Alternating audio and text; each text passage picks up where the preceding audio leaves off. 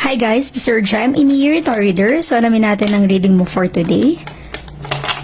Give me your energy. Ano ang reading mo for today? Give me your energy.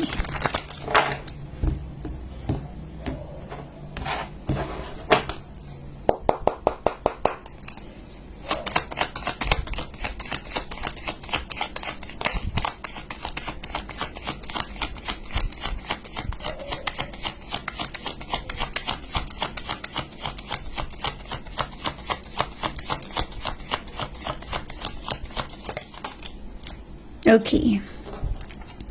You have here the Two of Pentacles. Maaaring ang iba sa inyo connected with an Earth sign, Taurus, Virgo, and Capricorn, or possible na may letter B sa pangalan mo or letter B sa pangalan ng person na connected sa iyo. Ibig sabihin ito, Two of Pentacles, merong pinagsasabay.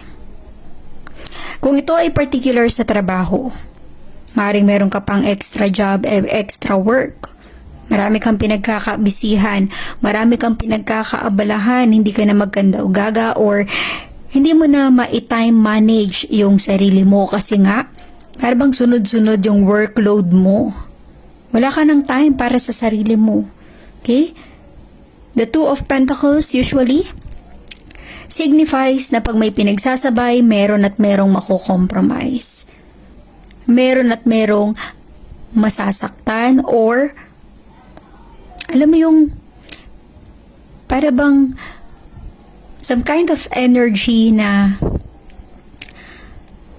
posibleng merong may exhaust. Okay?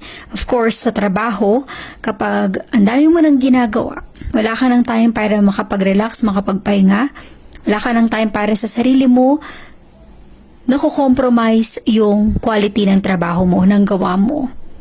Hindi mo na ito na-perfect or nagiging pulido. Kasi nga, sa sobrang busy mo, sa sobrang dami mong pinaprioritize. Okay?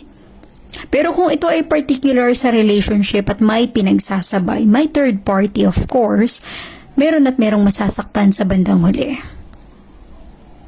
Nakaka-disappoint kapag inilagay ka sa ganitong sitwasyon na may pinagsabay kayo. Diba? Hindi mo alam kung sino yung importante or mahalaga para sa kanya. Kung sakali man na na-encounter mo yung ganitong sitwasyon na pinagsabay kayo, always remember, know your worth, know what you deserve, do not settle for less. Huwag mong hayaan na ilagay ka niya sa ganitong sitwasyon na option ka lang niya. Yung tipong pag wala na siyang oras sa isa, kumbaga kung tapos na siya dun sa isa, dun naman siya sa'yo. Something like that. Hindi niya alam kung sino yung priority niya. Ganun din sa trabaho. Meron at merong mako-compromise. Kung sa love life, meron at merong masasaktan. Sa work naman, merong mako-compromise. Kaya always remember yung Two of Pentacles. Hindi healthy yung ganitong sitwasyon. Isipin mong mabuti kung ano yung dapat na i-prioritize, kung ano yung importante. Doon ka mag-focus.